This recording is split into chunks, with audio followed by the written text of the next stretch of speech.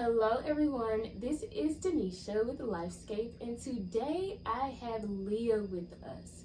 She is our marketing consultant here with Lifescape. I'm going to let her tell us a little bit about herself because we have an interesting topic today on today's series for boundaries. So Leah, will you tell us just a little bit about yourself? Of course. Thank you for having me, Danesha. Yes. So my name is Leah. I'm a marketing consultant. So I do a little bit of everything around the office, kind of connecting with YouTube videos, connecting our different therapists with their practices and how to advertise that to clients as they come into the office.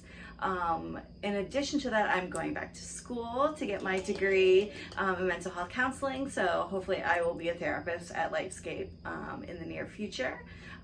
Besides that, I'm busy with a couple other jobs. I have a small business. So I like to be busy, and I have a loving husband and a couple pets at home as well. Yes. So with her saying that, she just told y'all she liked to be busy. So I felt she was the perfect candidate here to discuss boundaries with work-life balance. Ooh. I know, it's an ongoing process. It's never one of those things that you can set and forget. It's something that it will always be a process for our entire careers. Yes. So let's discuss that process. So work-life balance, it is this term that we use that is to help us define what is work and what is life. And sometimes those things can get a little bit misconstrued, especially during COVID, where our work life was beginning to mesh in the same environment, in the same experiences. So this video is to hold you accountable if you are still in quarantine or if you are getting back to work, of just how we are creating space and time to keep work at work and have your life as your own life. Reason being is because Leah, we did a video with Allie before, and in that video she brought up, like, when we introduce ourselves to people, the first thing that we say is like what we do or our job roles instead of who we actually are. And so I think even around this time, it's like acknowledging that we need balance just so that we can go back to the core of who we are as a person and separating us from that role that we carry. So for you, what has been, I guess, one of the biggest lessons that you've gained as it relates to work-life balance? One thing that I've learned is you always need to have a rolling list of priorities. And it's going to change, and accept that it's going to change. Your, work might be a priority one week, and you look at your schedule, and the next week you have something going on with your children or your animals at home. That's going to be the priority the next week. And understanding that that's the reality and not giving yourself a hard time about that. It's important to understand that sometimes there's going to be seasons of sacrifice. There's going to be times that, you know what, I'm, not going to run that marathon like I thought I was going to in 3 months. And just not giving yourself a hard time and realizing that that's okay, and that's where you are, with life, because life can change at any moment, and, you got to roll with the punches. Yes. Season of sacrifice. Ooh, girl. So, I think that is very valuable to just understand, because our sacrifice looks differently. So what I heard from you is like, be okay with that and not judge.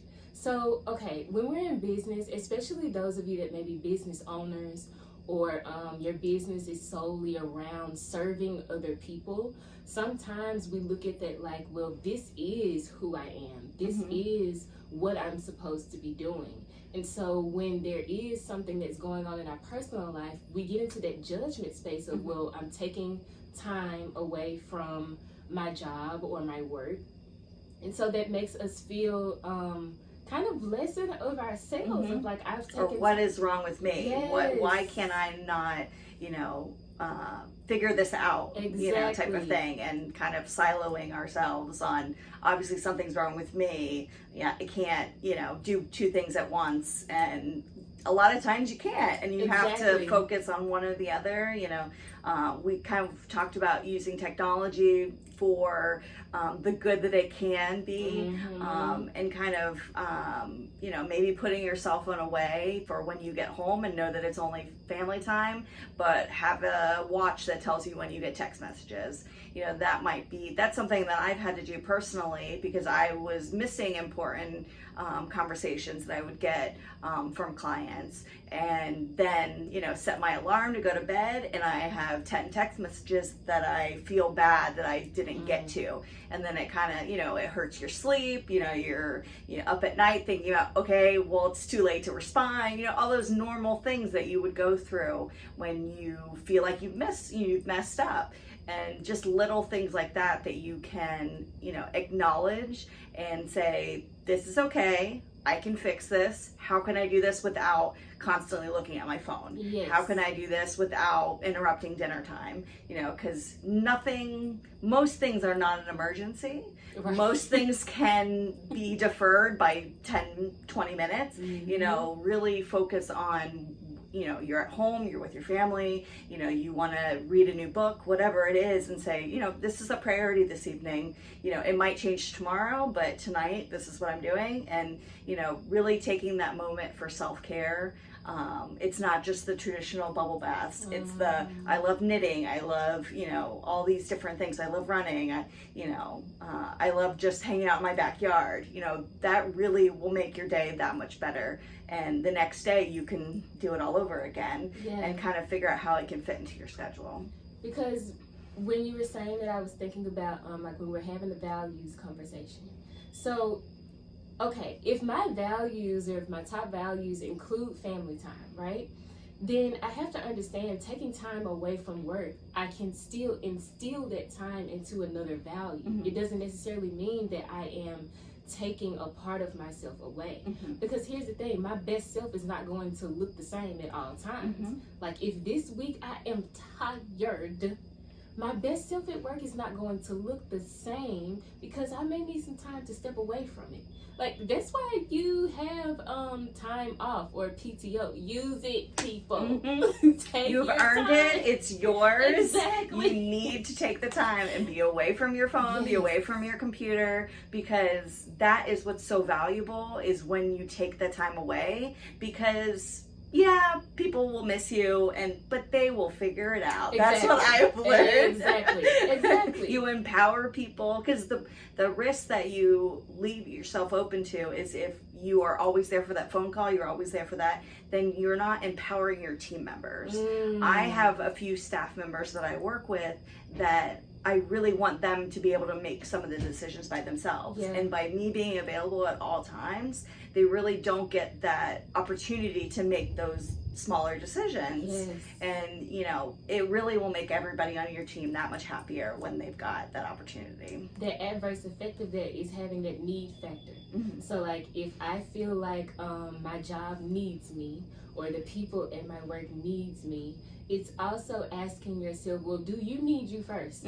Like, do you need to be well? Do you need time for just you? Because if I'm not giving myself any of that, there is an incapability of what I can give to my team or my job. And that absolute burnout that will do. And almost, there's so many professions that experience burnout, and being a therapist is definitely one of the top ones. And it's, you really have to focus making sure that you're whole and that you're available, for your clients, so that you can listen to someone and completely listen to them, instead of worrying about, okay, here's all the 12 things that I need to make sure I accomplish, when that's not serving anybody. Exactly. And when you say professional, that goes into a whole other thing. Okay, so professional boundaries. This can also go into that work-life balance, because I can keep my personal business to myself. That is a professional right.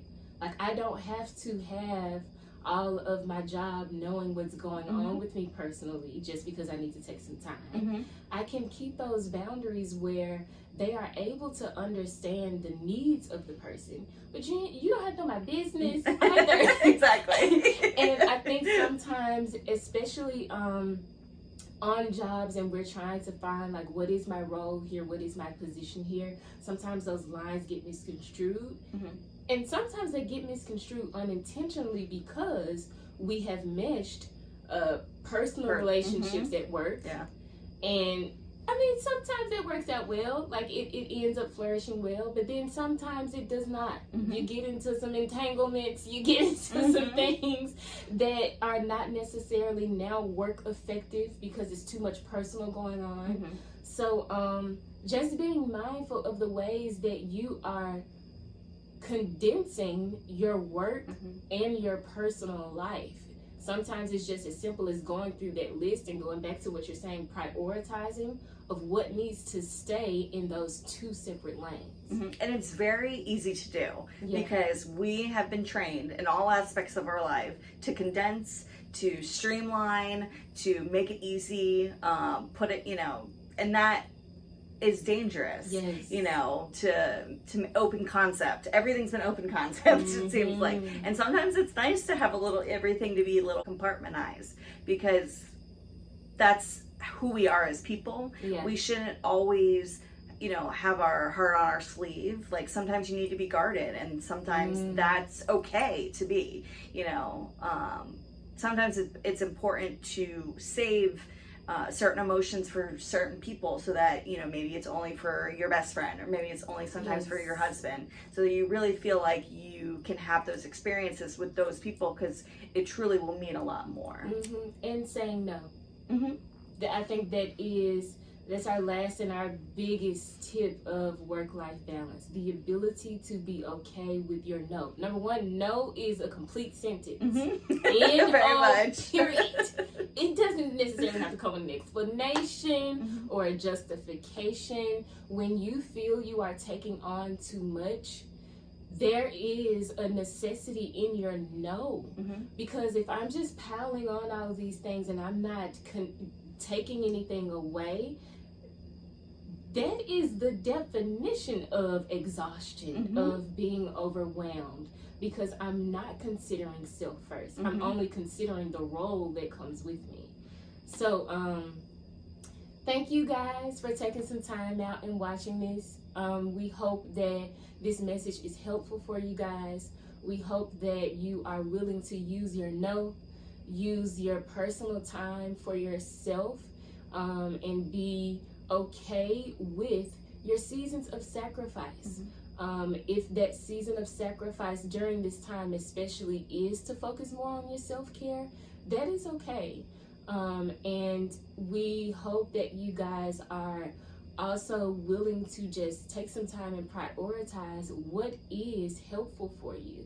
If you're needing some more time to communicate with family on the phone, if you're needing some more time with just doing things for yourself and you feel like a lot of that is tied into time spent at work or on your job, begin to evaluate what can be taken away, what is a possibility for more work-life balance, and then act on it. Because your self-care is up to you. You are the only person responsible of that. So if you are wanting to continue to find ways to balance and prioritize, reach out if you need more tips. We are happy to help with helping you say no, child. It's good for us too, because it reinforces what we need to do as well. Exactly. So thank you again, Leah. Of course. I so appreciate this conversation. And we will see you guys next week for another series for our boundaries. Take care. Bye.